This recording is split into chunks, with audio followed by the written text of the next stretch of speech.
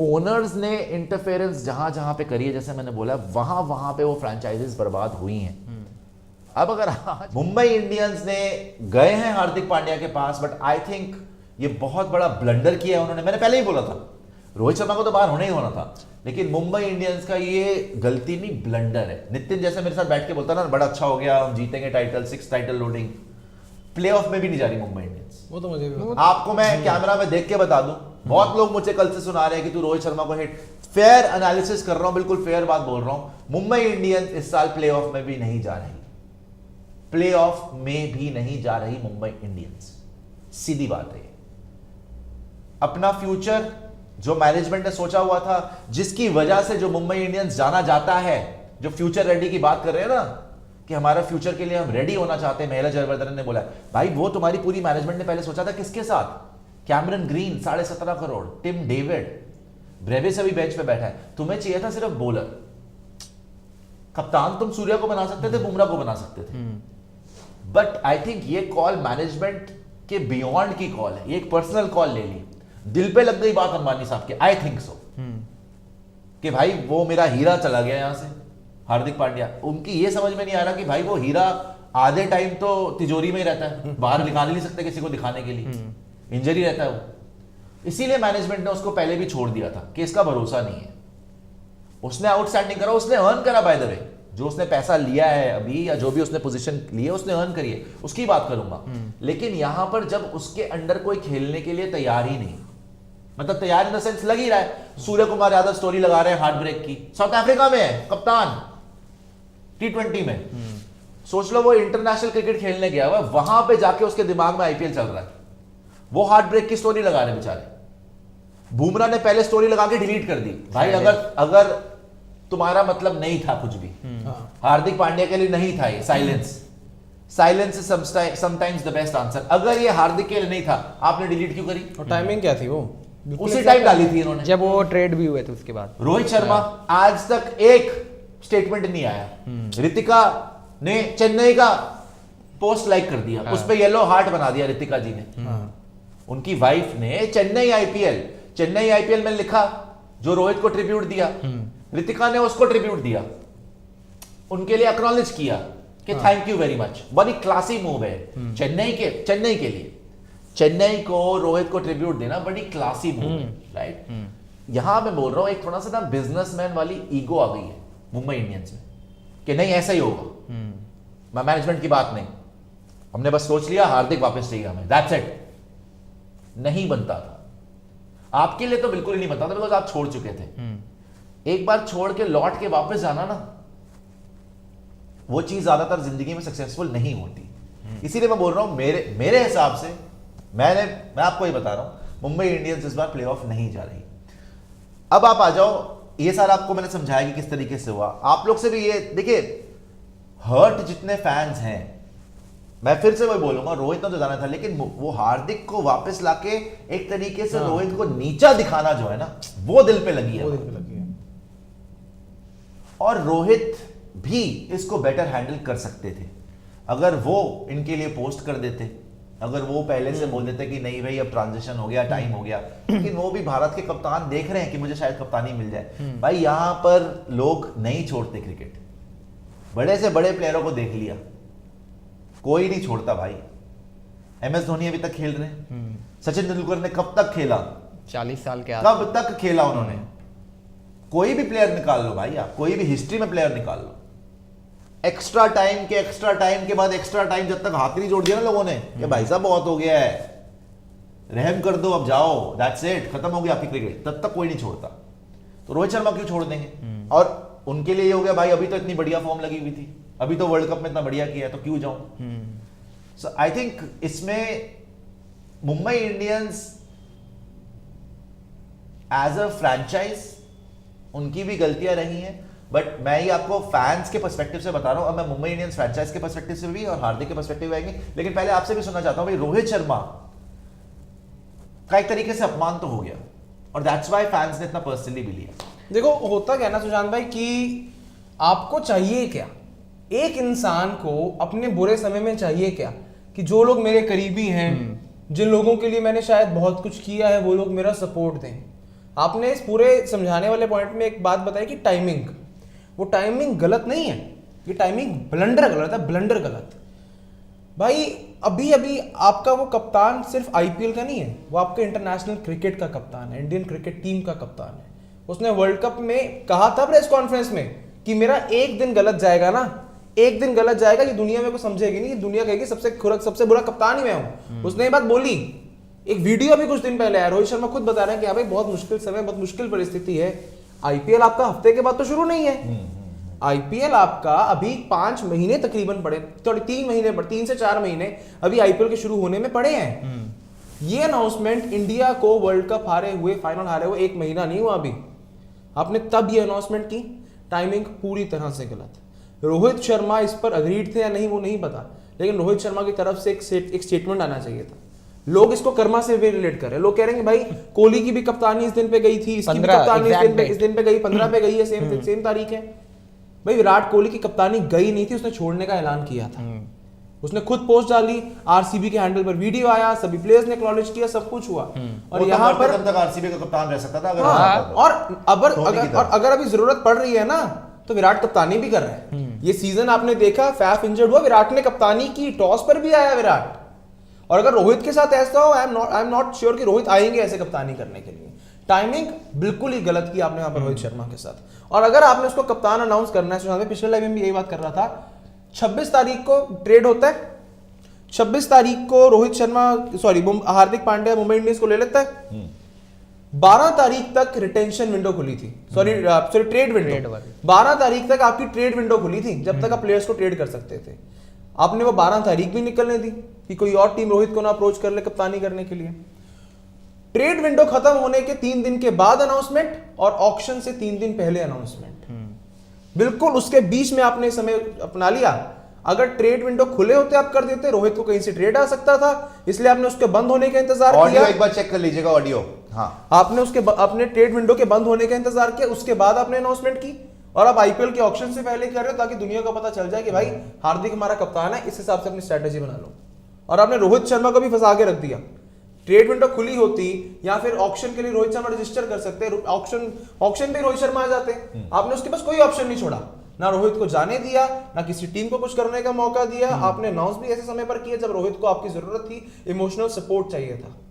World cup हारे 1 महीना हुआ और आईपीएल शुरू होने में 4 महीने। मैं तो इसके हिसाब से पॉइंट ये भी है ना इसमें कि अब जैसे एमआई की फ्रेंचाइजी को लोग क्यों इतना ज्यादा हेट करें या क्यों इतने फॉलोअर्स गिर रहे हैं।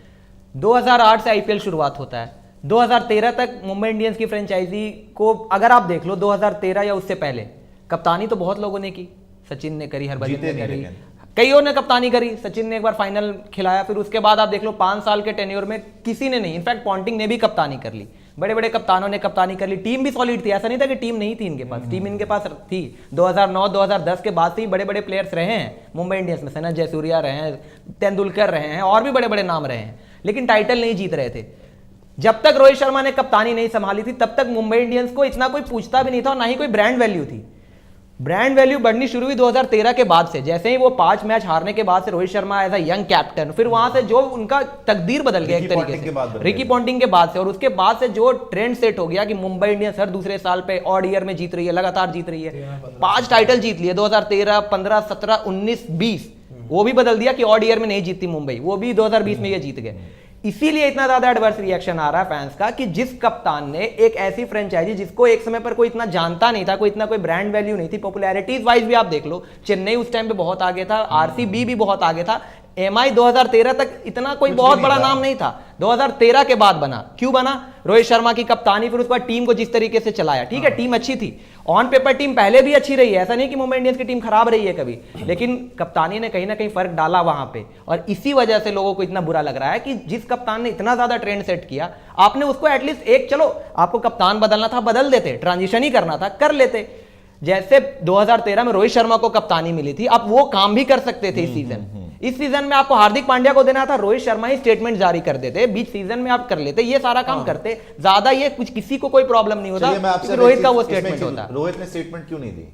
वो चाहते नहीं थे, वो शायद नहीं चाह रहे होंगे, और वो तो तब भी नहीं चाह रहे थे ना। हमें पता, जब ये ट्रेड वाली बात हो रही थी उस समय पे एक न्यूज भी आ रही थी कि कैम ग्रीन को जो ट्रेड करना चाह रहे रोहित शर्मा, इसको इसके लिए राजी नहीं थे।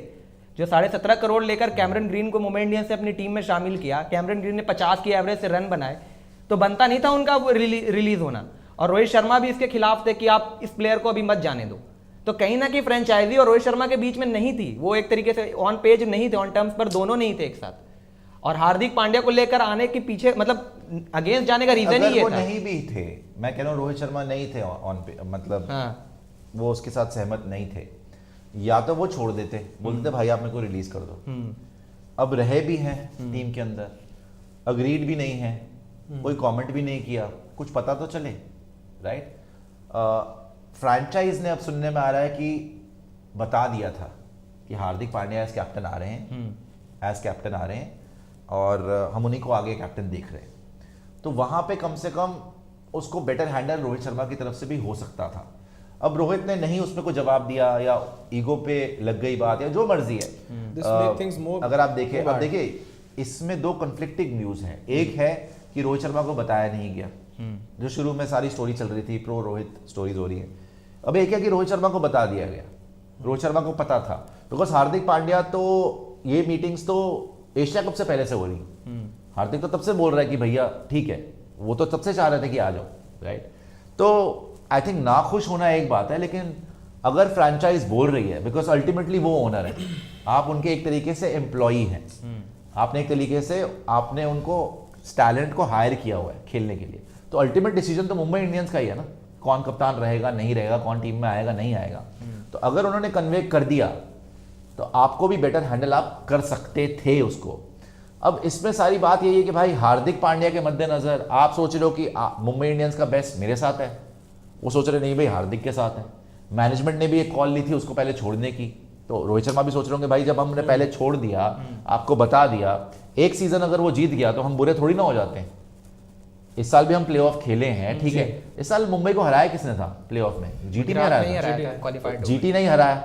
तो ये भी दिल में हो गया होगा कि भाई जीटी तो बार बार आके खुद ही हरा रही है, और तो फाइनल भी जीती गई था ऑलमोस्ट जीटी, लास्ट की 2 बॉल पे रविंद्र जडेजा ने चौका छक्का मार दिया, वरना तो जीटी जीती थी फाइनल। तो ये सारी बातें भी होंगी कि नहीं अब तो बेटर तो वही है। सो आई थिंक रोहित इससे अग्री नहीं कर रहे होंगे, और इसीलिए उन्होंने अभी तक तो चुप्पी साधी हुई है। अब भाई ये है कि खेलेंगे कैसे, अब जैसे हमने टॉपिक दिया है आज का कि अब आगे होगा क्या। अब इसमें देखिए पहले सारे पर्सपेक्टिव देख, अब हार्दिक पांड्या के पर्सपेक्टिव से आप देखो, एक रिक फ्लेयर जानते हैं आप? रिक फ्लेयर, रिक फ्लेयर, ठीक है ना, 16 टाइम उनकी बहुत अच्छी लाइन मुझे लगती है, to be the man you have to beat the man. हर एक इंसान का एक पर्सनल एम्बिशन होता है, हर एक इंसान को पता होता है कि भाई अब मैं अपने बेस्ट पे हूं लाइफ में। Hardik Pandya T20 world cup में भी परफॉर्म किया, एशिया कप में भी परफॉर्म किया, बड़े मैच में हमेशा परफॉर्म किया, राइट। बॉल के साथ भी बैट के साथ भी। अभी फिटनेस को साइड पे रखो, इंजरी को साइड पे रखो, जब जब खेला है अच्छा ही करा है, जब जब खेला है बड़े मैच में अच्छा ही करा है। आईपीएल में गुजरात टाइटंस को टाइटल जिता दिए, दूसरी बार लगातार फाइनल भी चला गया, वो भी ऑलमोस्ट जीत गया था, राइट। टीम भी बढ़िया बनाई गुजरात में, सब कुछ अंडर कंट्रोल। अगर उसका ये एम्बिशन है, अगर उसको लगता है कि मुझे पैसा भी ज्यादा मिलना चाहिए और मुझे पोजीशन भी ज्यादा मिलनी चाहिए, मैं होना चाहिए मुंबई इंडियंस का कैप्टन, इसमें कोई गलत बात नहीं है, वो किसी को काट नहीं रहा। आप ऐसा क्यों सोचते हैं कि उसने पीठ में चाकू मार दिया? ये इमोशनल बातें हैं। अगर वो भी उसका परिवार है भाई, उसका भी करियर है, उसको भी पता है कि कितने साल मैं क्रिकेट खेल सकता हूं, मैं भी इंजरी प्रोन हूं, 3-4 साल और खेलूंगा, उसके बाद कमेंट्री करूंगा या कोई बिजनेस कर लूंगा या कुछ और कर लूंगा। प्लेयर की लाइफ तो इतनी होती है, मैं क्यों ना कैपिटलाइज करूं। To be the man you have to beat the man. देखिए 2 कप्तान तो हो नहीं सकते, एक ही होगा।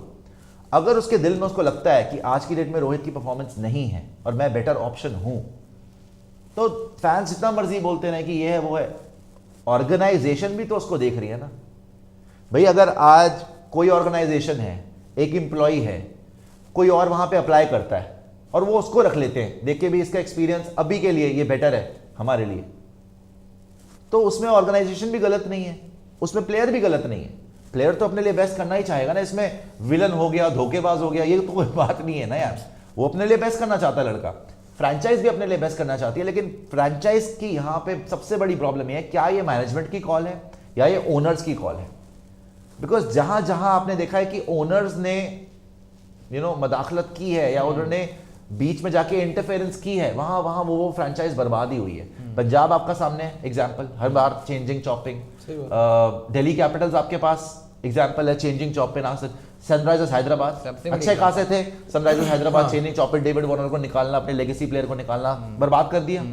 जहां जहां पे केकेआर को देख लो यार, कितना वहां पे उल्टी सीधी Openers हरकतें में हुई गिरना होता है, हैं। बाकी तो कप्तानी में आप गिरना हर जगह देखो जहां जहां पे ओनर्स की इंटरफेरेंस हुई है, CSK all said and done, owners चाहे बोलते हैं जितना मर्जी हार जाओ तुम, आरसीबी जो मर्जी हो जाए, हम इंटरफेयर नहीं कर रहे भाई, ये तुम्हारा काम है, तुम जानो। आई थिंक रोहित शर्मा की पर्सपेक्टिव से ये था कि भाई ओनर्स मुझे ना बताएं कि मेरा काम क्या है, हम 5 बार जीते हुए हैं, ठीक है 2 साल से नहीं है, ठीक है मेरी उम्र भी हो गई है, फॉर्म भी इतनी नहीं लगी हुई, बट मैंने आपको फ्यूचर क्रॉप बना के देना शुरू कर दिया है। आपको ब्रेविस मिला डायनामाइट, आपने टिम डेविड को देखा, आपने कैमरन ग्रीन को देखा, ऑक्शन टेबल आपने तिलक वर्मा को देखा, आप निहाल वडेरा आपके पास है, ऑक्शन टेबल पर उन्होंने बुरा नहीं करा। अब आज की डेट में देखो क्या उठाया बाकी टीम्स ने, कुछ भी नहीं है मुंबई इंडियंस के हिसाब से, सिर्फ उनको बॉलर्स चाहिए, एक स्पिनर चाहिए ढंग का और बॉलर चाहिए बस। जोफ्रा के वजह से रह गए, बुमराह इंजर्ड था इसलिए रह गए, वरना हो सकता है और आगे। यार इस टीम के साथ भी प्लेऑफ चले गए, सोचो आप।